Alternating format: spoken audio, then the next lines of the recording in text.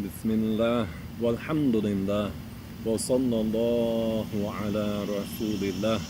This is Abu Atiq. Welcome to Baraka Quest. Please check us out at barakaquest.wordpress.com. Inshallah, today we're going to do a little something different. One of the brothers asked about this, and I had it in mind even before he asked. I wanted to do some commentary on some just issues of health, and in particular related to my experience in Ethiopia. I was in Ethiopia for 4 months. I left in the latter part of February of this year, 2018, and returned a little bit after Ramadan, which was around June 20th or so, June 21st. So I want to first of all preface all of it that subhanallah wa bihamdihi, I enjoyed my time in Addis Ababa, although there were different challenges, and by the grace of Allah Ta'ala I fell in love with Haram. So when I want to get that out of the way so it doesn't sound like I'm trying to put down my experience in Ethiopia. It's not the case at all. But in terms of optimization, this is something that while I was there, you just reflect in terms of difference between American culture and the culture there in different parts of the world. And when I'm talking about optimization, as a Muslim, of course, we know that the ultimate purpose is to be obedient to the Creator, Allah subhanahu wa ta'ala. But within that context, there is good coming out of American culture in terms of the notion of high performance and optimization. Of course, with people, they don't have the right belief, they're not doing the good things that they do for the sake of the Creator. This is another issue, but the general principle of optimization, and in that sense, my reference point tends to be kind of what you see coming out of Silicon Valley.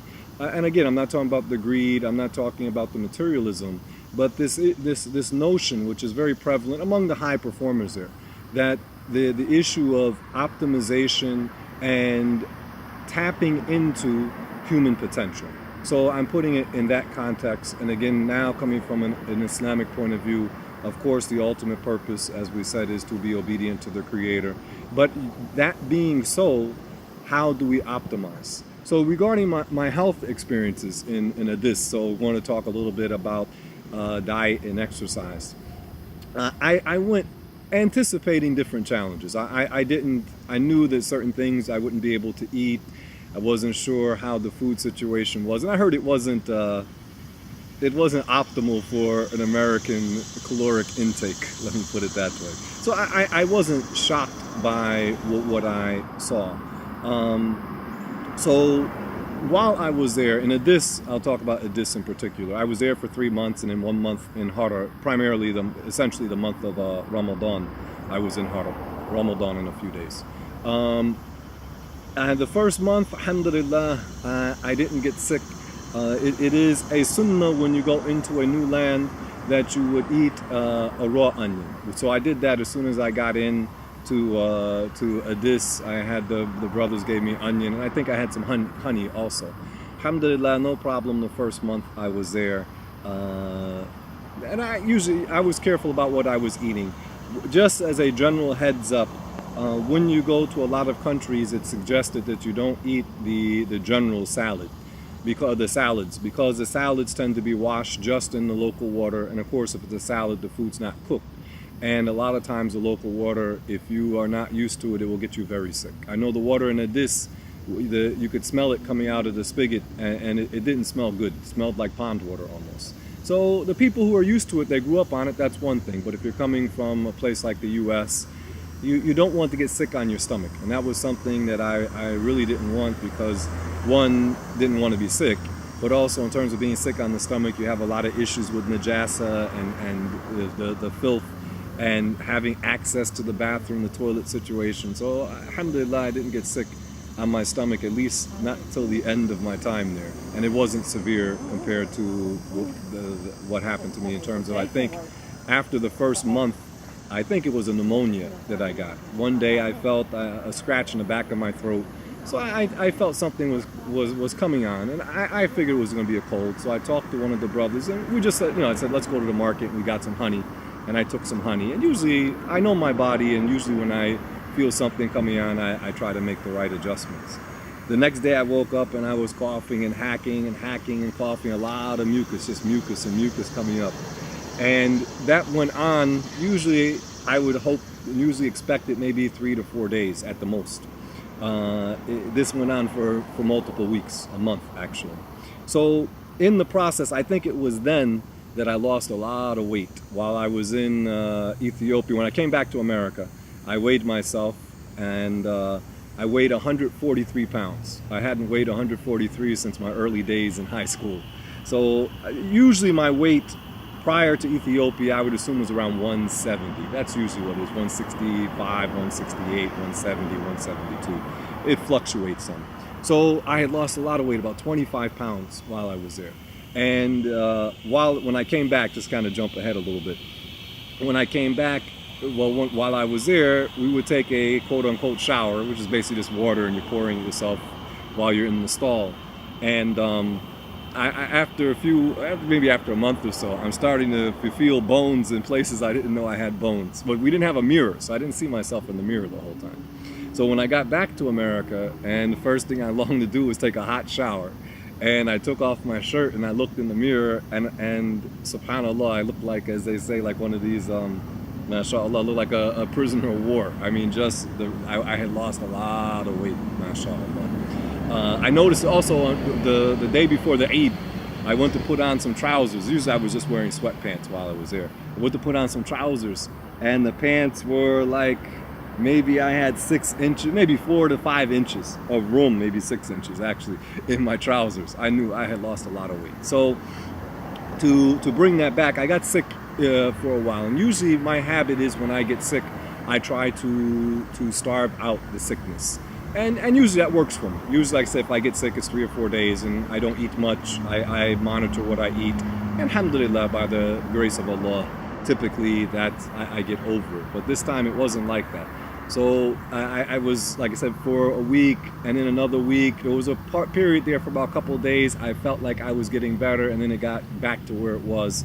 And that was challenging. And I'm saying that in the sense that taking care of the health, and now I'm putting it in the American context, because certain circumstances you eat what's available, talking about from what is halal, because the people simply don't have the means. And I'm not talking about in cases of extreme poverty. But for us as Muslims to think carefully about nutrition and health, and especially here in the West, usually most of us have, even if we are not well off, so to speak, financially, we can make certain choices in our diet that we can optimize what's available. I mean, a lot of people say, well, it's too expensive to eat healthily, and it's not true to a large extent if you change up your diet. You're not smoking cigarettes, you're not drinking sodas, you're not consuming cakes and ice cream and a lot of what people refer to as junk food. But you're taking the food that is going to optimize your health. So anyway, while I was there, among the things I noticed is that the people didn't give much consideration to nutrition and health and exercise. And I felt like at the Mahed, the institute I was at, I was one of a few of the older brothers. Most of the people, they were just teenagers, a few college students. But a lot of them, it didn't seem to be part of the culture to exercise, to be careful about nutrition. And I know, granted, there was a tightness on the financial restraint there. But even in that regard, when we eat, we should be trying to eat that which is relatively nutritionally dense and really is going to benefit the body. And from what I saw in Ethiopia, although the people are poor, it seemed to me like in terms of agriculture that there was a lot of wealth and opportunity there. It wasn't like one of the brothers I was staying with. He's a East Asian actually who converted to Islam, and he spent time in Mauritania before he came to Ethiopia. So Mauritania is essentially almost all, maybe it's all entirely desert, from the Sahara Desert. So going from Mauritania to Ethiopia was like maybe a couple of steps up. So saying that in terms of Ethiopia, yeah, there was a lot of poverty there, but you felt there was a lot of potential there because the agriculture is there. MashaAllah, the country, you feel in terms of the natural resources, you feel that it has wealth and potential. But I'm not going into politics and management in this video, but just to put that out there, that it's important, in my opinion, that we think as Muslims how to optimize our diet and our nutrition and also our exercise. An analogy came to mind, I guess, while I was there at the end, or maybe after I came back to America, that when you look at these, for instance, Olympic athletes, they are trying to optimize their performance. And in part, a big part of optimizing their performance is diet and nutrition. And of course, they're exercising and training and whatever their specialty is. But the issue of diet and nutrition is very important for physical optimal performance. And it struck me, well, as Muslims, what should our mission be? Our mission should be to be obedient to Allah Ta'ala, so that we strive, so that we, by the grace of Allah, fulfilling the command of the Creator, that we are pious Muslims, that we are Muslims who perform the obligations, all the obligations, and refrain from all the sins with sincerity to Allah Tabaraka wa Ta'ala. So if that's our baseline mission, then we should be doing those things that will help optimize that. And part of that is the diet and nutrition. And again, because we live in a place where we have options. So in some places you eat what's available because there is nothing else, and I understand that. And I'm not a sheikh, and I'm not like someone who's advising in terms of zuhud, the aesthetic lifestyle. Because you need a sheikh who can guide you in terms of like how much to eat, when to eat, and I'm not at that level. I don't claim to be at that level. I'm just giving some general overall advice that I think, bi'idhnillah, given what typically most of us have available, that we can optimize what we have. Now again, if your sheikh tells you eat 3 dates a day and do that for the next 6 months, that's his advice, follow his advice. I'm not a sheikh. But in terms of just, as I said, general, how to, given what is available, short of having advice from a sheikh who can guide you, how to optimize.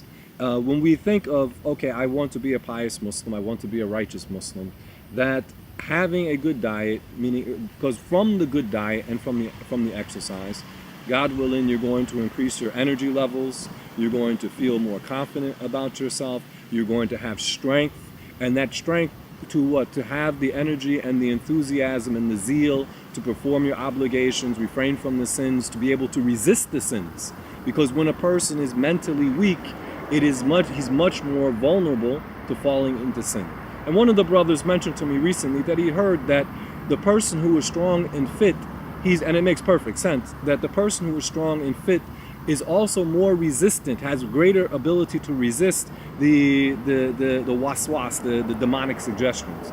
And I know for myself, when I was in a dis, and when I was, during the period I was sick, I was very weak. And a few times, I would find myself, and the thought, although I didn't seriously entertain it, but I knew where it was coming from, because I was so weak. Like the thought would arise in my mind, just go home. You've been sick too long. You're not making the progress that you wanted to make. Just go home. Try in the future, but this might not be for you. And I knew those thoughts were just because I was in a state of weakness, mashallah. And when I started to recover and get stronger and stronger by the grace of Allah subhanahu wa ta'ala, those thoughts, alhamdulillah, they didn't even venture close to my mind, mashallah, mashallah. But because I was in that state of weakness, that the negativity, whether it was satanic suggestions or just the evil impulses, the weak impulses from my lower self, whatever the source may be, I felt weaker and I was less resistant to those thoughts. Although, alhamdulillah, by the grace of Allah, I set out a mission for myself and I didn't give in to them. But if I had to deal with that maybe for 2 months instead of 1 month, it might have weakened my resolve. So having the health and the exercise, it's important because among many reasons, it gives you strength to obey Allah Ta'ala, the physical strength to obey Allah. It gives you the desire to want to do more sunnah, because if you're sick and you can barely get out of bed, it may weaken your resolve. Now the flip side, of course, if you're sick and you are patient with that for the sake of Allah Ta'ala, you're earning reward. So you're not losing. But in terms of if you want to optimize, And most of us, we're not at the point where, okay, if we are sick for a year, suffering from a lot of pains and illnesses, that we're going to have that same level of resolve and energy to obey Allah Ta'ala as we would if we were strong and healthy. By the norm of things, most of us are not, I am not at that level for sure, and many people are not at that level.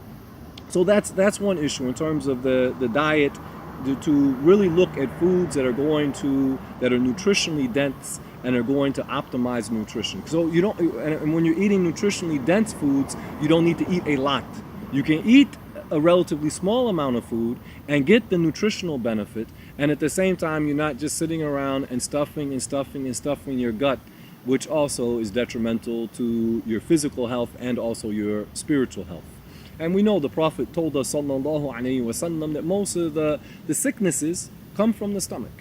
So if you think about when I came back to America, and one of the first things I noticed when I came back was, wow, obesity is a real issue. Like, you hear it, of course, in the media, but having been in Ethiopia and then I came back here, and mashallah, it's a big fitna and a lot of illnesses. We know from just what we observe and what the Western medicine even says, and the traditional medicines also say, that the obesity leads to a lot of health issues.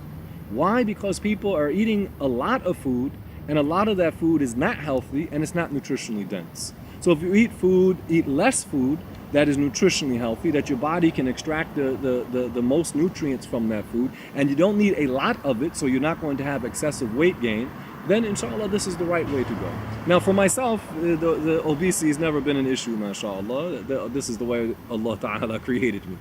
But in terms of my issue with weight gain, so I wanted to talk about some of the things that I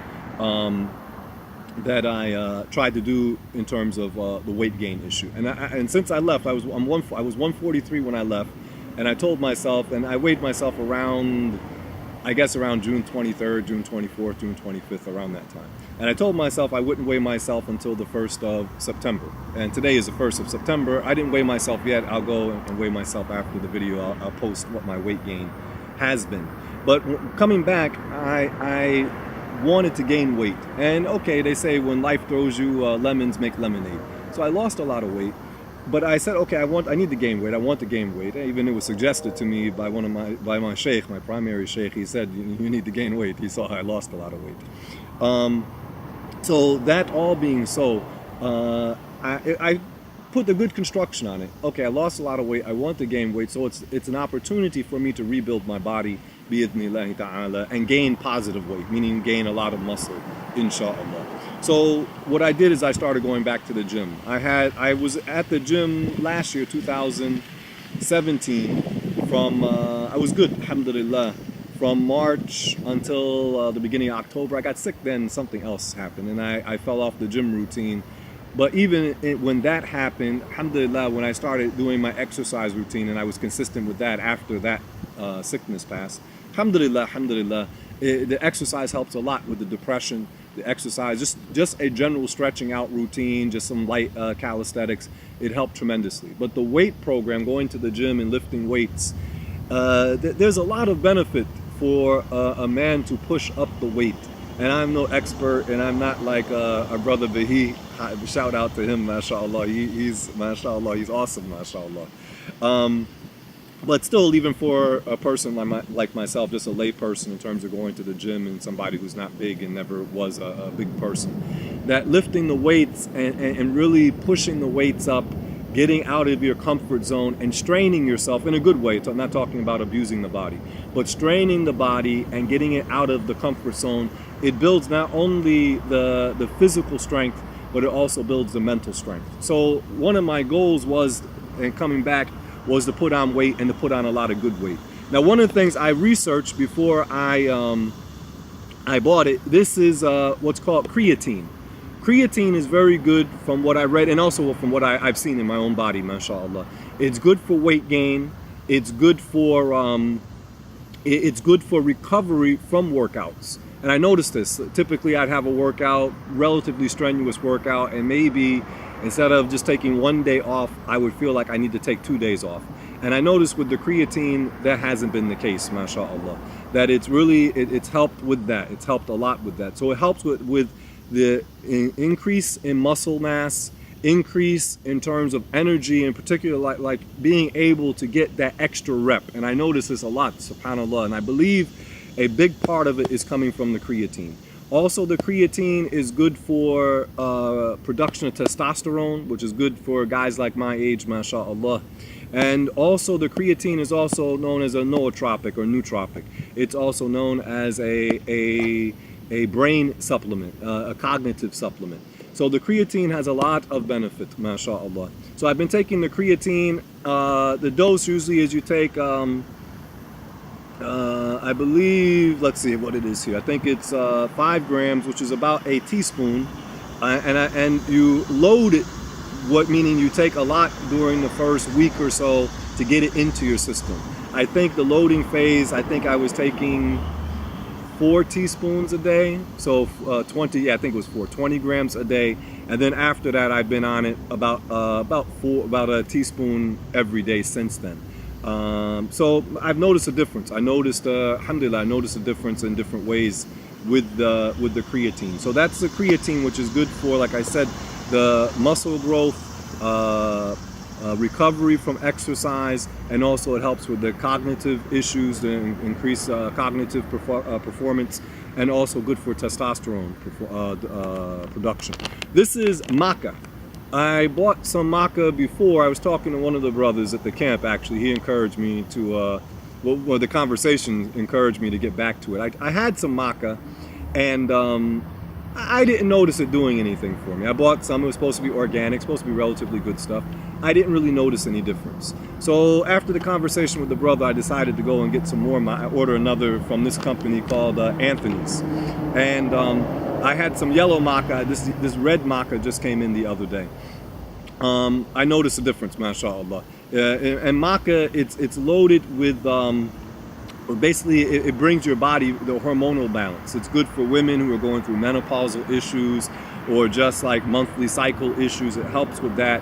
The maca is also good for muscle development. For women, they take it, a lot of the women I just saw on the YouTube, it helps like with their body shape, if you wish.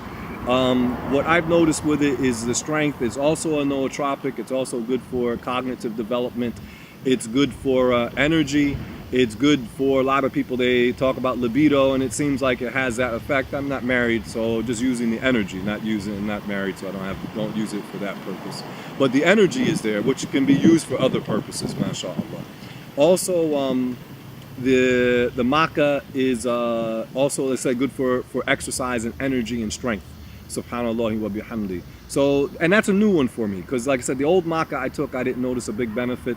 But this batch, I got the yellow. This, like I said, I took the yellow for about almost a month now, and I got the red just came in a couple of days ago, yesterday actually, and I've noticed a benefit from the red. It seems to be stronger and it gives you more motivation, maybe by the grace of Allah. These supplements work. Some of it is some people may say it's just you're imagining it, placebo effect. Perhaps that's true to a certain degree, but you get results from them, no doubt. And there are a lot of scientific studies actually on both of these. The other thing here, in terms of like strength and motivation, I've been working with is the Tiger Iron. This is a crystal. Brothers know me, sisters know me, that I'm a big fan of taking advantage of the different stones and crystals. This started, one of the brothers, he posted something, I remember it was back in 2012, and about the benefit of different stones and gems. And I asked him about it maybe about a month and a half after that. I saw another video from non-Muslims about the benefits of different stones and gems, and I asked the brother about it. When I first saw it, I didn't give it too much thought. And he said something that stuck with me ever since. He said, as there's benefit in the herbs, the different plants for medicinal benefit, there's also benefit in different stones and gems. And once he said that, it kind of like clicked in my mind, and I had different experiences. Actually, inshallah ta'ala, tonight we will do a video on our experiences with the benefits of some of the stones. The Tiger Iron is a combination of this stone here. This is called Tiger Eye, Ainul Nimr. This is the eye of the tiger, if you wish. This is known in the Arab traditional medicine. What's reported from those sources is it protects from the evil eye. The Prophet ﷺ told us that the evil eye is a reality. You have people, you can be around some people and they look at you a certain way and it affects you. The evil eye is a reality, and by the will of Allah, as the herbs, we can benefit from the herbs by the will of Allah. That the stones, by the will of Allah, we can benefit from them. So this is tiger eye, this is tiger iron. Tiger iron is a combination of the tiger eye with hematite. Hematite is basically iron, that's why it's called tiger iron, and also red jasper. So this stone here, I don't know if there's red jasper. I see a few flecks that looks like red jasper, and of course what's on the outside is not necessarily like if you were to drill through it, you may see some of the other colors. The tiger iron is said to be a natural steroid. When you feel it, I mean, it's iron, it's very heavy.